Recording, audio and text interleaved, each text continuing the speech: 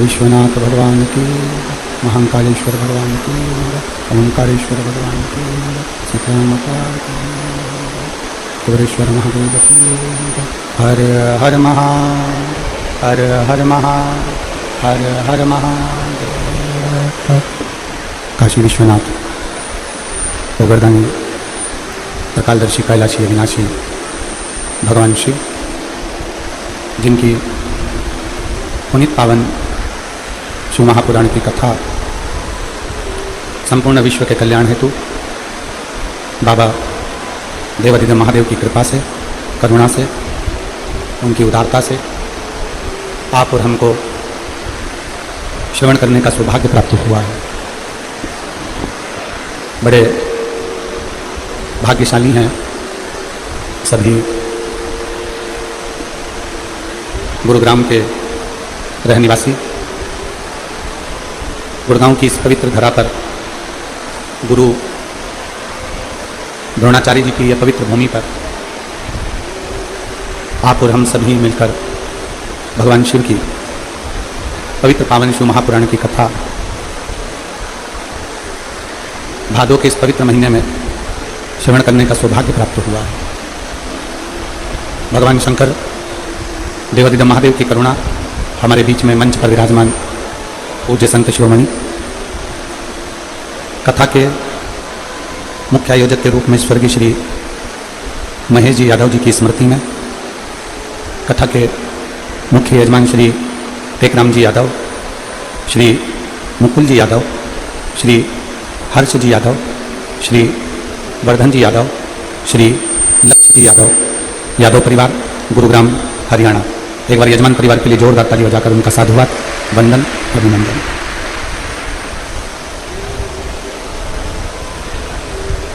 अभी श्री वर्धन जी यादव जी कह रहे थे कि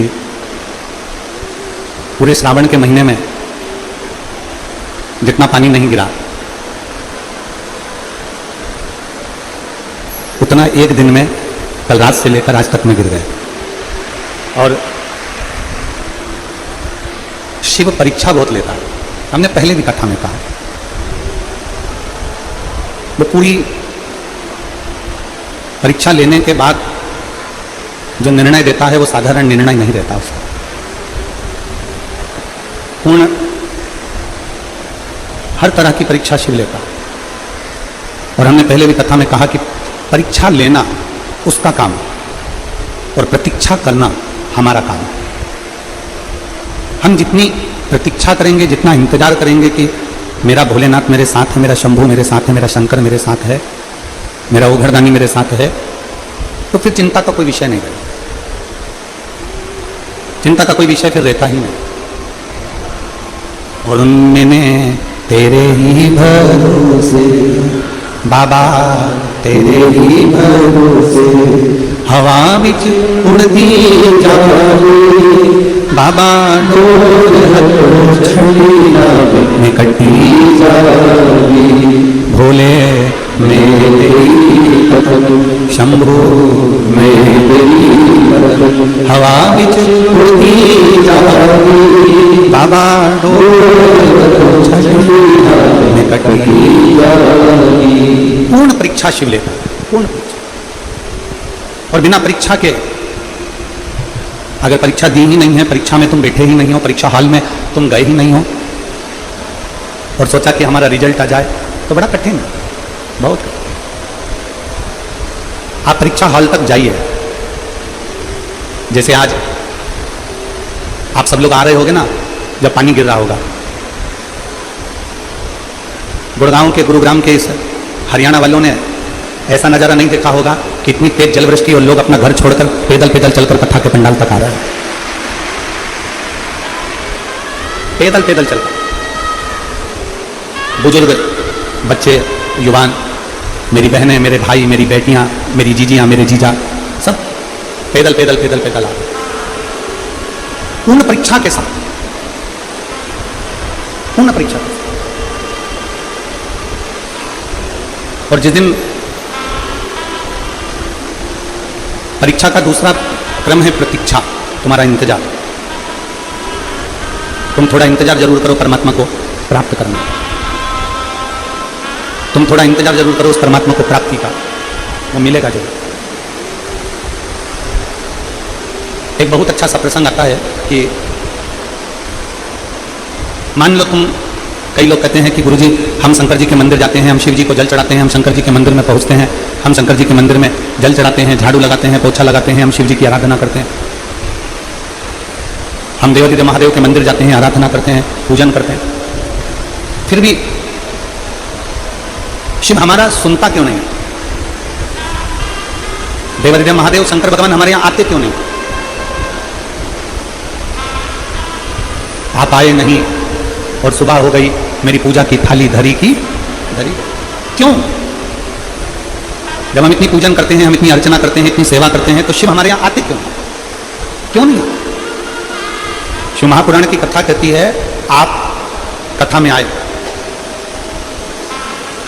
थोड़ा ध्यान लगाकर सुनना, पानी अपनी जगह पर है, जलवृष्टि अपनी जगह पर, आप कथा में आए और किसी ने आपको कुर्सी दे दी बैठने के लिए, और किसी ने आपको कुर्सी दी बैठने के लिए, और वो कुर्सी पे चाय गिरी पड़ी हुई है, उसी पे जूठन पड़ा हुआ है, उसी पे चाय पड़ी है, उसी पर गंदगी पड़ी हुई है। अब इतनी, किसी ने कुर्सी दे दी बैठने के लिए, उसी पे चाय पड़ी, उसी पे गंदगी पड़ी, उसी पर जूठन पड़ा, सब कुछ उसी पे पड़ा हुआ है। अब आप में से कोई होगा जो उस कुर्सी पर बैठ जाएगा? जम के बोलो जरा, बैठोगे? नहीं। कुर्सी किसी ने बैठने के लिए दी, उस कुर्सी पर गंदगी पड़ी हुई है, चाय पड़ी हुई है, जूठन पड़ी हुई है, आप उस कुर्सी पर नहीं बैठोगे। आप आओगे जरूर पर बैठोगे नहीं। शिव महापुराण की कथा भी यही कहती है कि हम भगवान को निमंत्रण तो देते हैं, हम भगवान से कहते तो जरूर हैं, भगवान से प्रार्थना भी करते हैं कि भोलेनाथ आप मेरे घर पर आना, आप मेरे यहाँ आना, और भोलेनाथ आने को तैयार भी हो जाते हैं, भोलेनाथ हमारे घर पर पहुंच भी जाते हैं, भगवान शंकर हमारे द्वार पर आ भी जाते हैं, पर हमारी मन रूपी कुर्सी अगर गंदी होगी तो मेरा शंकर उस पर बैठ नहीं पाएगा, मेरा शिव उस पर बैठेगा।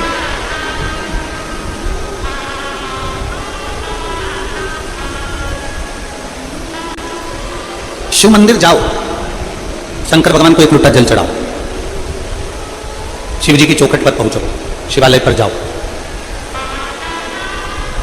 पर शिव महापुराण की कथा कहती है कि शिवालय पर जाइए, शिव महापुराण की कथा में जाइए, मंदिर तक जाइए, पर शिव कथा कहती है कि पहले अपने मन रूपी कुर्सी को साफ कर लीजिए, क्योंकि बाबा को बिठाना यही है। भगवान शिव को बिठाना हमें हमारे दिल में, हमारे हृदय में। और हमने पहले भी कथा में कहा कि माता पार्वती जी ने शंकर जी से प्रश्न किया था आप काशी में रहते हो? पार्वती जी ने भगवान शंकर से प्रश्न किया था, आप काशी में रहते हो? पार्वती जी ने शिव जी से प्रश्न करा था कि आप उज्जैन में रहते हो, आप केदार में रहते हो, आप अमरनाथ में रहते हो, आप गुरुग्राम में रहते हो, आप कुबेरेश्वर धाम में रहते हो, आप ओमकारेश्वर में रहते हो। पार्वती जी ने प्रश्न किया था कि आप रहते कहां हो? भगवान शंकर ने माता पार्वती के प्रश्न का उत्तर दिया था कि जो अपने मन को पवित्र कर कर मुझे दिल से निमंत्रण दे, आमंत्रण दे और दिल से जो एक लोटा जल मुझे समर्पित कर देता है, उसके हृदय में मैं जाकर विराजमान हो जाता हूं। मैं वहीं पर उसके हृदय में, उसके चित्त में विराजित हूं।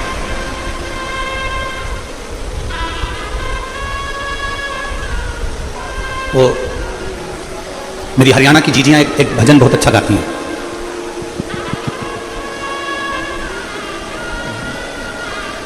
काशी में ढूंढा तुझे, उज्जैनी में पाया है। एक लाइन मेरी हरियाणा की बहनें, मेरी जीजियां बहुत अच्छी गुनगुनाती कि काशी में ढूंढा तुझे, उज्जैनी में पाया और भक्तों के हृदय, भक्तों के हृदय भोले बाबा का ठिकाना, शिव भक्तों के हृदय भोले बाबा का ठिकाना। और दुनिया वाले क्या जाने मेरा रिश्ता पुराना। शिव को कहीं पर भी ढूंढ लो,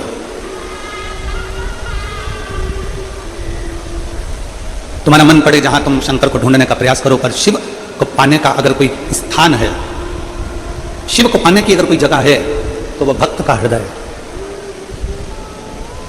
एक बात आप लोगों से पूछें, उत्तर दीजिएगा जरा। सारे हरियाणा के जितने मेरे शिव भक्त बैठे हैं, मेरी जीजियां, मेरे जीजा, मेरी बेटियां, बेटा, माताएं, भाई, बंधु, सब, पैर छूने से ज्यादा आशीर्वाद मिलता है कि अच्छा कर्म करने पर, दिल छूने पर ज्यादा आशीर्वाद मिलता है?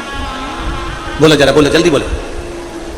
पैर छूने से ज्यादा आशीर्वाद मिलेगा कि अच्छा कर्म कर कर आप किसी को, कोई रोगी व्यक्ति है, कोई बीमार व्यक्ति है, उसकी तुमने दवाई करा दी, कोई भूखा व्यक्ति है, बहुत दिन से भूखा, उसको भोजन करा दिया, कोई प्यासा है, उसको पानी पिला दिया, कोई तकलीफ में है, उसकी तकलीफ की घड़ी में आप खड़े हो गए।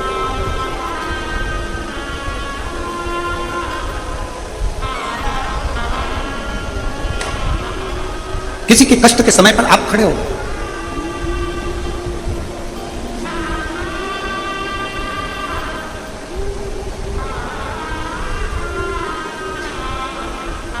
एक कल के पत्रों में एक पत्र था,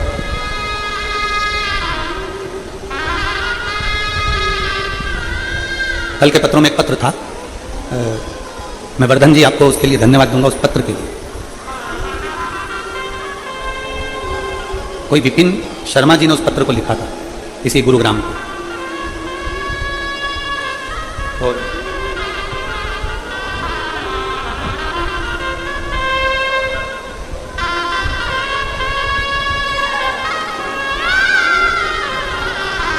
उस पत्र में विपिन शर्मा जी ने एक बात बड़ी अच्छी लिखी थी। गुरु जी,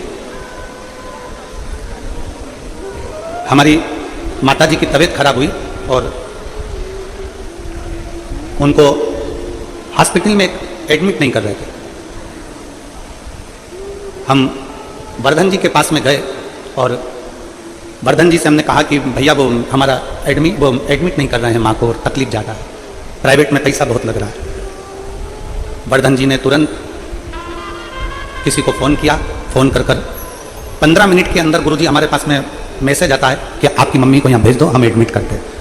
हम उसके लिए आपको धन्यवाद देते हैं कि पैर छूने से बड़ा है व्यक्ति का कर्म। अच्छा करो, ऐसा कर्म करो जो व्यक्ति के दिल को छू जाए, और जब व्यक्ति के दिल को छूता है तो वो जो आशीर्वाद मिलता है, वो आशीर्वाद कभी कम नहीं हो सकता, कभी कम नहीं।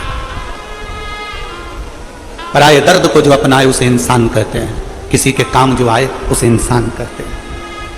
आपका धन, आपके घर का बना हुआ भोजन, आपका बनाया हुआ मकान, आपका बनाई गई जमीन, आपकी बनाई गई जायदाद, जब किसी भूखे को भोजन कराने के लिए तुम्हारे पास में अन्न है, तो समझना कि तुम दुनिया के सबसे बड़े सेठ हो। कल जब हम यहां से निकल रहे थे, हर्ष यादव जी हमको लेकर जा रहे थे, तो रास्ते में हमने देखा कि कोई एक बहन 2 डब्बे लेकर झोले में टांग कर खड़ी है और वो अपने झोले के डब्बे में से पूड़ी और सब्जी निकाल के रास्ते में किसी को दे रही है। जितनी उसकी सामर्थ्यता होगी वो उतना दे रहा है। फिर आगे गए तो हमने देखा कि कोई सिख भाई पानी की बोतल बांट रहा है। फिर हमने देखा कि कोई आगे जाके बिस्कुट का कूड़ा बांट रहा है। हमने हर्ष जी से भी कहा कि हर्ष जी, भक्तों का भाव देखिए, कितना प्रेम इन लोगों का। जिसकी जितनी सामर्थ्यता, आपके घर का भोजन जब सफल है जब किसी भूखे का आप पेट भर दो। आपकी विद्वत्ता जब सफल है जब आप किसी हारे हुए व्यक्ति को, चित्त से हारे हुए व्यक्ति को, मन से हारे हुए व्यक्ति को सत्मार्ग बता दो।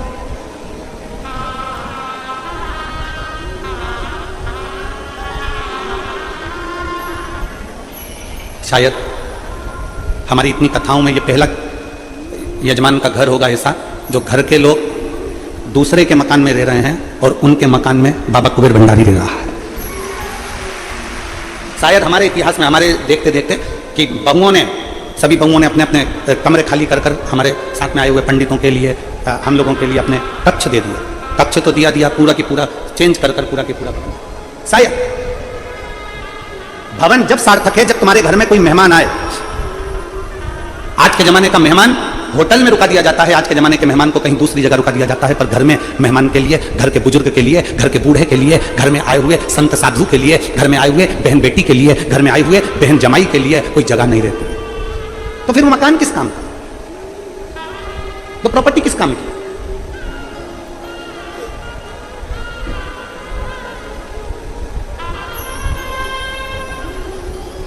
किस काम की वो प्रॉपर्टी, किस काम की वो जगह जिसमें अपने घर में आया हुआ मेहमान, आपके घर में आई हुई बहन बेटी, आपके घर में आया हुआ कोई अतिथि, कोई बुजुर्ग तुम्हारे घर में रह नहीं सकता? क्या करो? तुम्हारे घर का भोजन जब सार्थक है जब भूखे का पेट भर सको, और तुम्हारा घर जब सार्थक है जब किसी अतिथि की सेवा कर सको, और तुम्हारा वैभव जब सार्थक है जब तुम किसी की औषधि करा सको। तुम्हारे धन की सार्थकता जब है कि कोई बच्चा पढ़ना चाहता है, किसी बच्चे के पास में एजुकेशन का पैसा नहीं है, किसी के पास में इतना धन नहीं कि मैं पढ़ सकूं, मेरे पास में इतना पैसा नहीं। तुम्हारा धन जब सार्थक है कि जब तुम किसी बच्चे को पढ़ा दो, उसको अच्छी शिक्षा दिला दो। ये तुम्हारी सार्थकता होना चाहिए।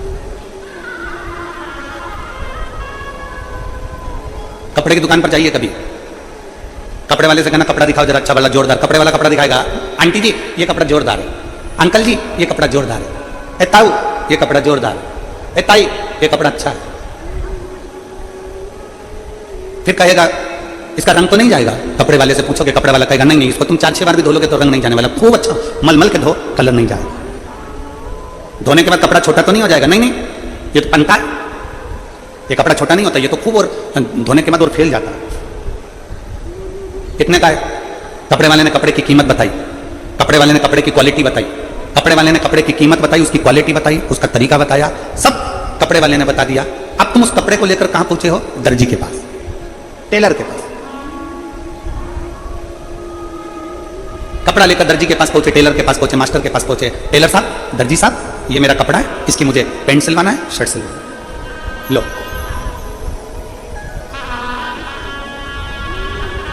दर्जी ने कपड़ा लिया, टेलर ने कपड़ा लिया, उस कपड़े को काट कर, छाट कर, फालतू का जो कपड़ा था उसको निकाल कर तुम्हारी पैंट बना दी, तुम्हारी जींस बना दी, तुम्हारी शर्ट बना दी, तुम्हारी टी शर्ट बना दी। कपड़े वाले ने कपड़ा दिया, क्वालिटी बताई, कीमत बताई, तरीका बताया, और दर्जी के पास लेकर गए। दर्जी से कहा साहब ये कपड़ा है, इस कपड़े को तुम बना दो, मेरी शर्ट मेरी पैंट, ये कपड़ा आप सिल दो। कपड़े वाले ने, दर्जी ने उस कपड़े को सिल दिया, कपड़ा आपने पहन लिया। दर्पण में देखा, बड़े अच्छे दिख रहे हो। कांच में देखा, लोगों से पूछा कैसा लग रहा हूं? बहुत बढ़िया। कैसी दिख रही हूं? बहुत बढ़िया। कपड़े वाले की दुकान से कपड़ा लेकर आए थे, अगर वही कपड़ा तुम ऐसे लपेट के नीचे या ऊपर चलते तो अच्छे दिखते क्या? अरे बोलो तो हरियाणा की जीजी, अच्छे दिखते? नहीं दिखते। उस कपड़े को लेकर कहां गए? दर्जी के पास। दर्जी ने काट कर, छाट कर अच्छा बना दिया, तुमने पहन लिया और तुम अच्छे दिखने लगे। शिव महापुराण की कथा भी यही कहती है, वो परमात्मा कपड़े की दुकान रखता है, मेरा शिव पूरा कपड़े का थान रखता है, पूरा कपड़े का थान। अलग अलग डिजाइन के कपड़े, अलग अलग क्वालिटी के कपड़े सब उस शंकर के पास में हैं। और जब वो पैदा करता है, मृत्यु लोक में भेजता है, जब वो जन्म देता है, तब ये केवल कपड़ा हमको मिलता है, ये काया हमको मिलती है। फिर हम इस कपड़े को लेकर दर्जी के पास जाते हैं, अर्थात कहीं शिव महापुराण की कथा में जाते हैं और कोई गुरु उसमें काट काट कर इस कपड़े को सही करते करते, कहीं अज्ञानता को मिटाते मिटाते, काम, लोभ, आसक्ति, तृष्णा, वासना, झूठ, प्रपंच, इसको हटाते हुए इस कपड़े को इतना अच्छा बना देता है कि व्यक्ति जब पहनता है तो दुनिया के लोग कहते हैं कि अब ये अच्छा दिख रहा है, इसने कर्म अच्छा किया।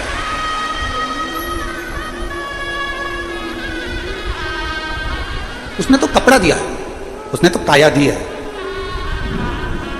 उसने कपड़ा दिया, काया दी, और उस काया को ठीक बनाना यह दर्जी का काम है। इस काया को ठीक करना यह किसी सदगुरु का काम है।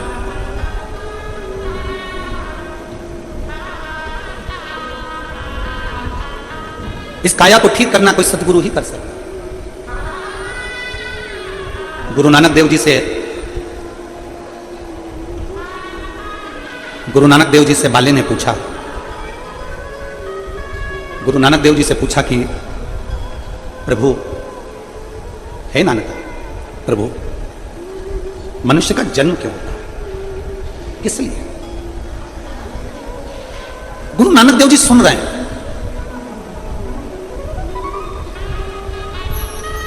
मौन क्रोध का सबसे बड़ा हथियार है। पति अगर गुस्सा कर रहा है और पत्नी अगर मौन हो जाए ना, तो इसमें जीत किसकी होती है? पति की पत्नी की?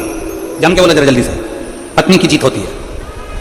पति अगर गुस्सा कर रहा है, बोल रहा है, चिढ़ रहा है, क्रोध कर रहा है, अपशब्द बोल रहा है, पत्नी मौन हो जाए, चुप, इसमें जीत पत्नी की होगी।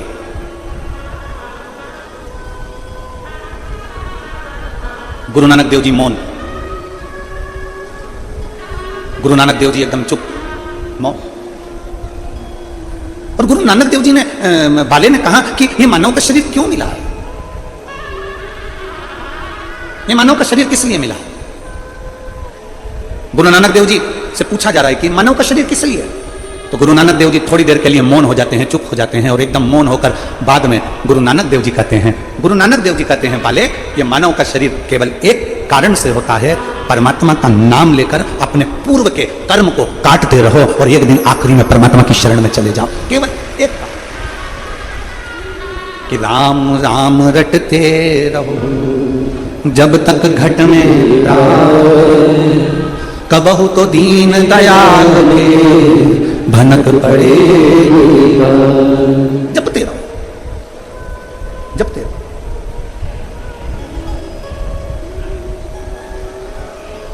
कपड़ा दिया उसने, शरीर दिया उसने, शरीर प्रदान करा उसने, और उस शरीर की कीमत जान लो। कपड़ा लेते समय कपड़े की क्वालिटी पूछी जाती है, कपड़े की कीमत पूछी जाती है, और शरीर की कीमत जानिए, किस शरीर की कीमत क्या। दुनिया के कई लोग कहते थे मैं तो बहुत परेशान हो गई, मैं तो मर जाऊं तो अच्छा।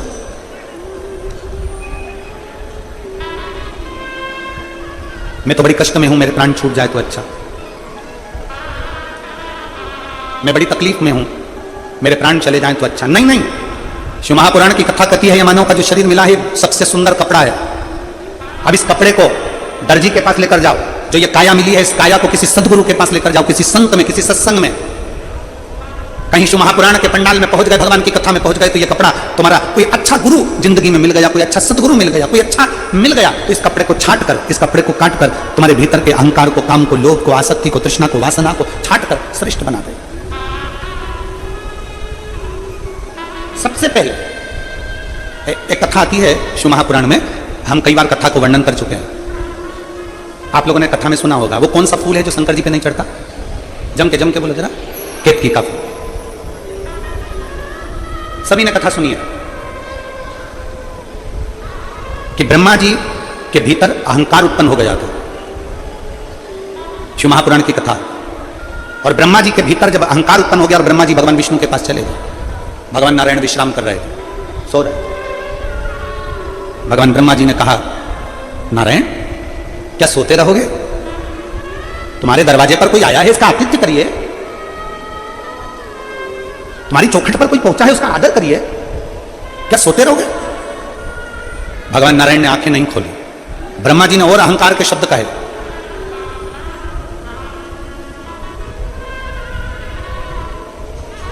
ब्रह्मा जी ने भगवान विष्णु जी से कहा कि मैं आया हूं ब्रह्मा, सृष्टि का रचना करता, आप मेरा आदर नहीं करोगे? आप मेरा सत्कार नहीं करोगे? कभी ये एक आनंद का विषय है। देखिए पूरी कई कथाएं आप लोग टीवी पर देखते होंगे, कई कथाएं करते रहते हैं। आप लोगों को भी मालूम है कि ये कथा पूरी होगी, फिर सीहोर में कथा 12 सितंबर से 18 सितंबर अग्रवाल धर्मशाला की जो कथा है, जो हर साल होती है छोटे रूप में, जो टीवी पर नहीं आती, वो हो जाएगी। फिर 20 से 24 सितंबर तक श्राद्ध पक्ष में कांटा कुरीडीह कुकरेल छत्तीसगढ़ में कथा प्रारंभ हो जाएगी। फिर वही श्राद्ध पक्ष में 26 सितंबर से 2 अक्टूबर तक नांदगांव नासिक महाराष्ट्र में शिव महापुराण की कथा प्रारंभ हो जाएगी। वहां के विधायक उस कथा को कराएंगे। रेगुलर कथा चलती है। आप कथा टीवी पर सुनते भी होंगे, आपने कथा को टीवी पर देखा भी होगा, पर यह नजारा आपने कथा में कभी नहीं देखा होगा जो आप देख रहे हैं। आप भी जमीन पर बैठे हो और यजमान परिवार भी जमीन पर बैठकर कथा सुन रहा है। कोई सोफा नहीं, कोई कुर्सी नहीं, जैसे आप वैसा यजमान परिवार। और हमने कहा वर्धन जी को, हमने वर्धन यादव जी से कहा था कि सोफे कुर्सी लगे होंगे, तो नहीं गुरुजी, हम भी सब जैसे हमारे गुरुग्राम वासी वैसे हम, जैसे हमारे क्षेत्र के लोग वैसे ही बैठना। अपने भीतर यह भाव उत्पन्न करो। जब सत्संग में जाकर बैठो, जब भगवान की शरणागति में बैठो, जब भगवान के पास, कई लोग जाते हैं हम भगवान का दर्शन करना है, हमें मंदिर में जल्दी दर्शन करना है, हमें मंदिर में जल्दी दर्शन करना है, तो मंदिर में लाइन में लगे हो, लाइन में लगे हो, लाइन में लगे हो, और इतने में कोई साइड में से आकर कह दे कि मैं तुमको 500 रुपए दो, मैं तुम्हें भगवान का जल्दी दर्शन करा दूंगा। भगवान के दर्शन में लगे हो, लाइन में लगे हो और दर्शन में लगे, और कोई तुम्हारे कान में आकर पीछे से पास में आकर कह दे मुझे 500 रुपए जमा करो, मैं भगवान का जल्दी दर्शन करा दूंगा। 500 रुपए तो मैं भगवान का जल्दी दर्शन करा दूंगा। तुम्हारी चतुरता क्या कहती है? 500 रुपए देकर तुम जल्दी दर्शन करना पसंद करोगे कि धर्म के लाइन में लगकर धक्के खाते खाते उस भोलेनाथ के चरणों में जब पहुंचोगे तो शंकर भगवान भी कह देंगे कि तूने मेरे पास आते आते बहुत धक्के खा लिए, अब तुझे दुनिया के धक्के नहीं खाने दूंगा।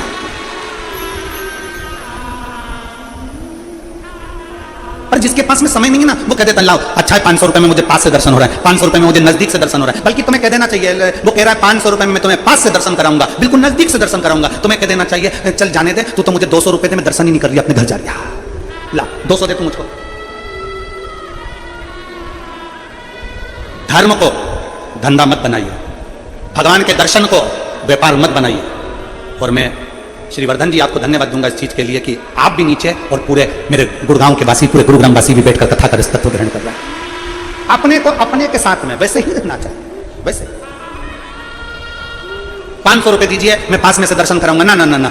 भगवान के मंदिर में जाना, भगवान की चौखट पर जाना, भगवान के दरवाजे पर जाना, कितनी भी भीड़ लगी है, तुम्हें मालूम है कि वहां भीड़ होगी, तुम्हें मालूम है शिवरात्रि है, मंदिर में भीड़ होगी, तुम्हें मालूम है सावन का महीना है, मंदिर में भीड़ होगी, तुम्हें मालूम है नवरात्रे हैं, शीतला माता के मंदिर में भीड़ होगी, तुम्हें मालूम है कि मंदिर के अंदर भीड़ चल रही होगी। तुम ये सोच कर जाओ कि मैं भीड़ में जा रहा हूं, भीड़ में जा रहा हूं तो मुझे 1 घंटा लगने की जगह 3 घंटे लगेंगे, मुझे 4 घंटे लगेंगे, पर मैं दुनिया के धक्के खाऊंगा, आखिरी में भगवान का दर्शन कर आऊंगा। पर मैं भगवान को पैसे से तोलकर भगवान के मंदिर में जाकर दर्शन कर नहीं आऊंगा। मुझे धर्म के धक्के खाकर, दुनिया की धक्के खाकर मैं भगवान की चौखट तक पहुंचूंगा।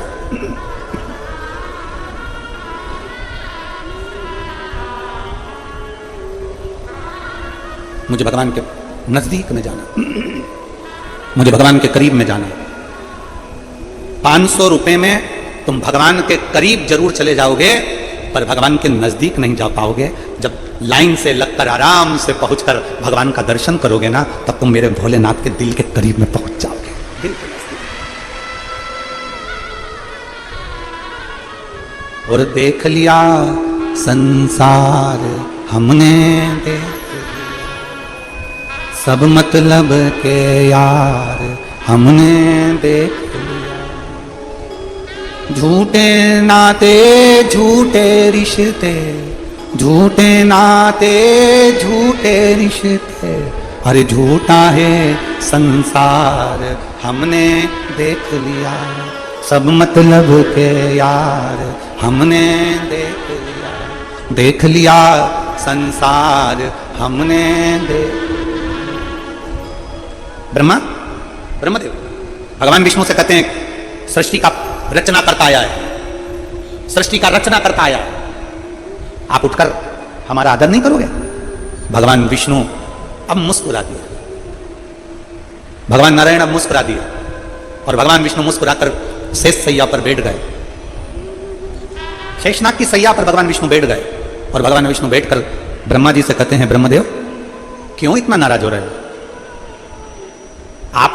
आपने भले पूरी सृष्टि रची हो, आपने भले सृष्टि की रचना करी हो, पर ब्रह्मदेव तुम्हारी रचना तो हमने करी है ना। हमारी नाभि से पुष्प प्रकट हुआ, उस पुष्प पर ब्रह्मा तुम प्रकट हुए, आपकी रचना तो हमने करी है। ब्रह्मा जी कहते हैं, मेरी रचना आपने नहीं करी है। ब्रह्मा तुम जानते नहीं हो, मेरी नाभि से तुम प्रकट हुए हो। अगर आप, ब्रह्मा जी कहते हैं, अगर आप मेरे रचना करता हो, यह सृष्टि की रचना मैंने करी है। भगवान विष्णु के मुख से निकल गया कि ब्रह्मा जी सृष्टि की रचना करने वाला कोई दूसरा नहीं है, आप और हम दोनों केवल निमित्त हैं। सृष्टि की रचना करने वाला तो देवाधिदेव महादेव है, स्वयं शिव।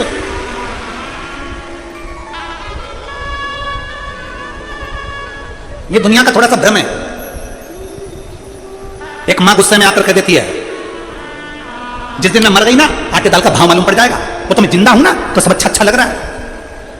और जितनी मेरी जीजियां बैठी है ना, बूढ़ी बूढ़ी, कभी अपने मुंह से मत कहना कि मैं मर गई ना तो मालूम पड़ जाएगा। कई लोग कह देते हैं, वो तो मैं हूं तो घर चल रहा है, जिस दिन मैं चले गया ना उस दिन मालूम पड़ेगा। वो तो मैं चला रहा हूं, कोई दूसरा नहीं चला रहा। शिव महापुराण की कथा कहती है, तुम जिंदा हो, तुम हो तो घी घना, कभी चले भी गए तो मुट्ठी चना। कभी ऐसा मत बोलो कि मेरे रहने से घर चल रहा है, मेरे रहने से। एक सेठ जी थे, वो बड़े सबसे कहते थे, मेरा परिवार मुझे बहुत चाहता है, मेरी पत्नी मेरे बच्चे मुझे बहुत प्रेम करते हैं। जिस दिन मैं मर गया ना तो मेरे साथ साथ मेरी पत्नी और मेरे बच्चे भी मेरे साथ मर जाएंगे, इतना प्रेम करते हैं, इतना प्रेम करते हैं। एक दिन एक गुरुजी आ गए। गुरुजी ने कहा, सेठ जी तुम हमेशा कहते हो कि मेरी पत्नी मुझसे प्रेम करती है, मेरे बच्चे मुझसे प्रेम करते हैं, अगर मैं मर गया तो मेरे पीछे पूरा परिवार मर जाएगा। इतने में गुरुजी ने कहा, एक काम करो ना, हमको प्रैक्टिकल करके दिखाओ कि तुम्हारे मरने के बाद ये मरते कि नहीं मरते। सेठ जी ने कहा, पागल हो गए महाराज, बेवकूफ हो, अकल नहीं है तुमने, मैं कैसे मर सकता हूं? गुरुजी ने कहा, मैं तुमको एक पानी का गिलास दूंगा, तुम पीते पीते पीते पीते लुढ़क जाना, मैं डॉक्टर साहब को बुला के कहलवा दूंगा कि तुम मर गए। मरे नहीं हो तुम, फिर भी हम कह देंगे मर गए तुम। हमें देखना है तुम्हारी पत्नी और बच्चे तुम्हारे पीछे मरते कि नहीं मरते। इतने में तुरंत सेठ जी बोले, गुरुजी तुम समझ नहीं पाओगे, मेरी पत्नी मुझसे बहुत प्रेम करती है, मेरे बच्चे मुझसे बहुत प्रेम करते हैं, वो मर जाएंगे। इतने में गुरुजी ने कहा, देखना है ना हमको भी, तुम तो मरो तो सही, पर मेरे पत्नी और बच्चों को कुछ हो गया तो, मेरी पत्नी और बच्चों को कुछ हुआ तो उसकी गारंटी हमारी। गुरुजी बोले, तुम तो लो पानी पियो, लुढ़को। और उन्होंने जैसे ही पानी पिया और नीचे गिर गए तो डॉक्टर साहब को बुलाया। गुरुजी ने थोड़ा सा पैसा पकड़ा कर कह दिया कि डॉक्टर साहब कह दो ये मर गया। इतने में डॉक्टर साहब ने नब्ज देखकर कह दिया मर गया। डॉक्टर को वहीं बिठा के रख लिया। पत्नी रोई, बच्चे रोए, पोता पोती रोए, खूब धाड़ धाड़ के पत्नी रोई। जैसे ही पत्नी रोई, पत्नी चिल्ला चिल्ला के रो रही थी, गुरुजी मेरा पति चले गया, मेरे को बोला तक नहीं, गुरुजी एक शब्द नहीं बोले और चले। इतने में गुरुजी ने अपनी झोली में से एक पुड़िया निकाली और पुड़िया निकाल के गुरुजी ने कहा, जीजी, ए बहन, ए माँ, मत रो, ये मेरे पास में ऐसी जड़ी है, ऐसी बूटी है कि तू खाएगी, तू मर जाएगी और पति जिंदा हो जाएगा। इतने में पत्नी रोती रोती बोली, इनकी तो उम्र हो गई थी, इनकी तो उम्र।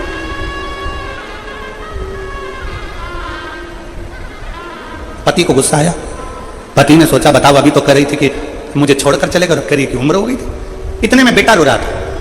बेटे से पूछा, तू क्यों रो रहा है? पिताजी चले गए, पिताजी चले गए, पिताजी चले गए। ये भी नहीं बता के गए किससे कितना लेना था। बाप को लगा बाप मर गया, उसका गम नहीं, लेनदारी की पहले बढ़ गई। गुरुजी ने कहा, ले पुड़िया, तू खा ले, तू खाएगा तू मर जाएगा, पिताजी जिंदा हो जाएंगे। इतने में बेटा बोला, पिताजी तो कह रहे थे कि बेटा अब तुझे सब संभालना है, इसलिए रेन दो गुरुजी, रेन दो। छोटा सा पोता रो रहा था, तू क्यों रो रहा है? मेरे दादाजी चले गए। तो क्यों रो रहा है? अब मुझे कुरकुरा कौन दिलाएगा? अब कौन दिलाएगा? इतने में गुरुजी ने कहा, ले ये पुड़िया तू खा ले, तू खाएगा तू मर जाएगा, तेरा दादाजी जिंदा हो जाएगा। इतने में छोटा सा पोता गुरुजी के पास में आके बैठा, कोनी मार के बोला, ओ गुरुजी तुम खा लो ना। सब मिलके गुरुजी को खिला रहे पर खुद नहीं खा रहे।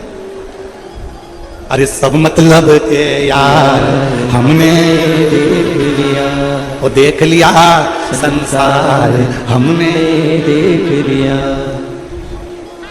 झूठे नाते झूठे रिश्ते झूठे नाते झूठे रिश्ते, अरे झूठा है संसार हमने देख लिया संसार हमने देख लिया। लग रहा माँ कहती है मैं जिंदा हूं जब तक घर चल रहा है, पिताजी कहते हैं मैं जिंदा हूं जब तक घर चल रहा है। ऐसा नहीं है। बड़ा बेटा सोचे कि मैं घर चला रहा हूं, छोटा सोचे मैं चला रहा हूं, मंजिला सोचे मैं चला रहा हूं, संजला सोचे मैं चला रहा हूं, घर का व्यक्ति सोचे मैं चला रहा हूं, दादी सोचे मैं चला रहा हूं, कोई रिश्तेदार सोचे मैं चला रहा हूं। ना ना ना ना ना, शिव महापुराण की कथा कहती है तुम नहीं चला रहे। तुम्हारे अंदर जो श्वास है, श्वास रूपी शिव है। जब तक श्वास चल रही है तब तक शिव तुम्हारे हृदय में है, तब तक तुम्हारा घर शंकर खुद तुम्हारे अंदर बैठकर चला रहा है।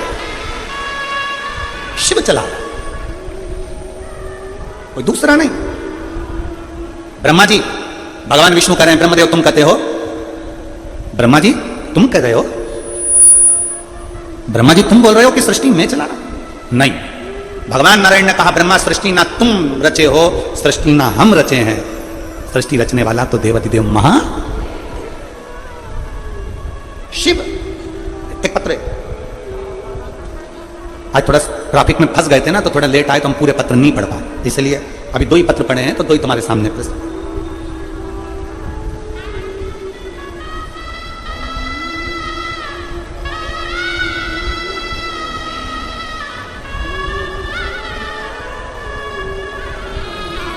गुरुजी, मैं जिला करनाल हरियाणा, गांव, एलईडी पर आप लोग पढ़ सकते हैं पत्र को।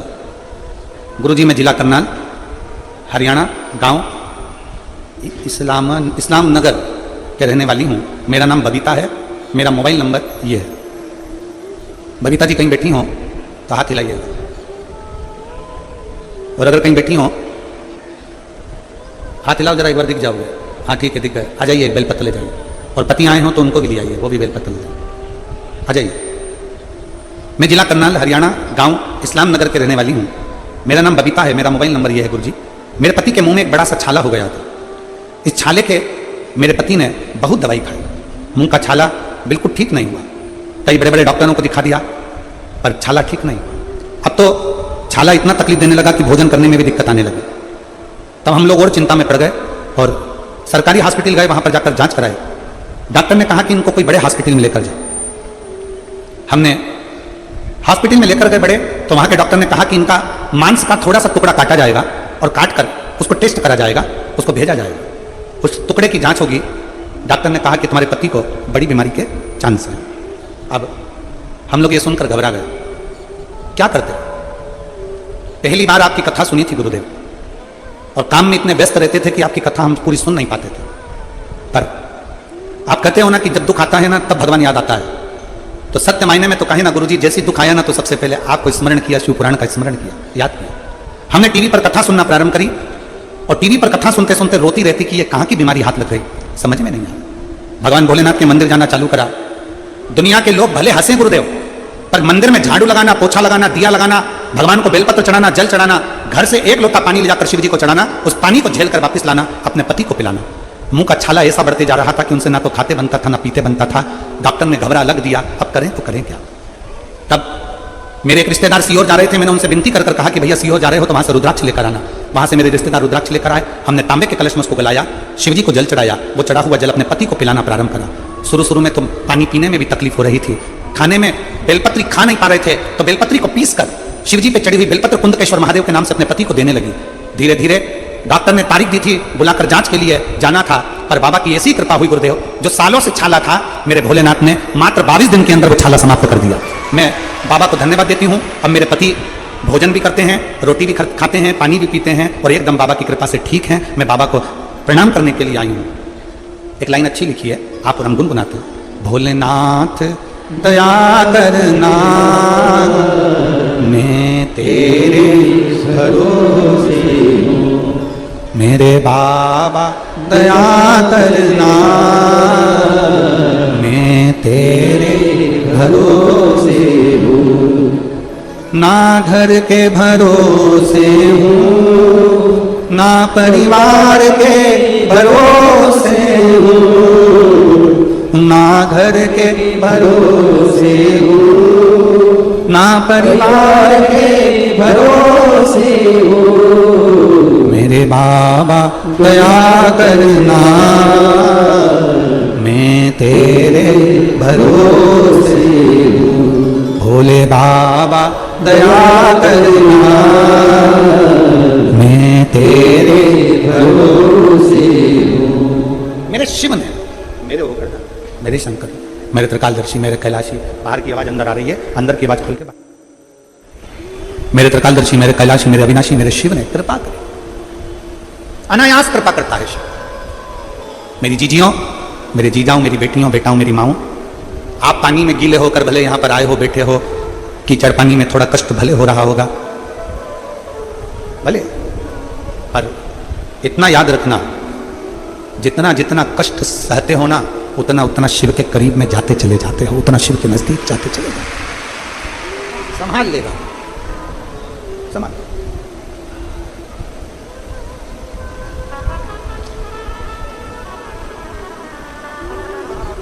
अभी हम आ रहे थे तो हर्ष यादव जी कह रहे थे, गुरुजी पूरी भोजनशाला में पानी भरा गया, रस जहां भोजन हो रहा है पानी पानी भरा गया, तो ये तो बड़ा चिंता का विषय हो गया। हमने हर्ष जी से कहा, कथा में बुलाने वाला भक्तों को शिव है, बिठाने वाला शिव है, भोजन कराने वाला भी शिव है, तो वो सारी व्यवस्था कर देगा, अब क्यों चिंता करते, छोड़ दो शंकर के ऊपर, क्या टेंशन लेना। शिव के आश्रित हो जाओ, शिव के भरोसे हो जाओ, उसके आश्रित। ब्रह्मा जी कह रहे हैं मैं सृष्टि का रचना करता, भगवान नारायण कह रहे हैं भ्रांति निकाल दो अपने भीतर से, अपने मन से ये ब्रह्म निकाल दो कि तुम सृष्टि की रचना करता, सृष्टि की रचना करता, ये ब्रह्म निकाल दिया जाए, इस ब्रह्म को निकाल दो कि सृष्टि की रचना करता। ना ना ना, भगवान विष्णु कहते हैं सृष्टि का रचना करता ना मैं हूं, सृष्टि की रचना करता ना तुम हो, सृष्टि की रचना करता तो देवाधिदेव महादेव है। मेरा आपकी कृपा से सब काम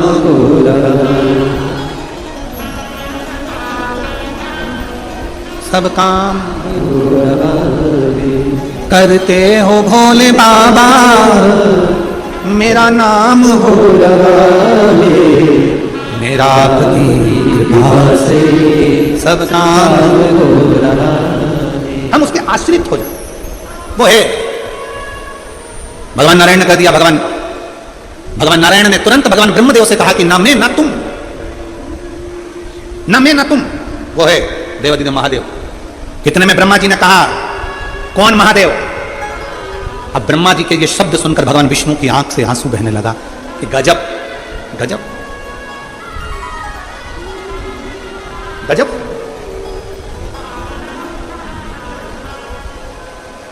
आप सभी को मालूम होगा एक शंकर भगवान के नेत्र के अश्रु से रुद्राक्ष की उत्पत्ति हुई। जानते हो सब लोग? बोलो तो जम के बोलो, जानते हो ना? फिर भगवान शंकर के नेत्र अश्रु से अंधकासुर की उत्पत्ति हुई। जानते हो सब लोग? बोलो जम के बोलो, ठीक है। तीसरा, भगवान शंकर के क्रोध नेत्र अग्नि की ज्वाला से, उनके अश्रु से ज्वालासुर की उत्पत्ति। ज्वालासुर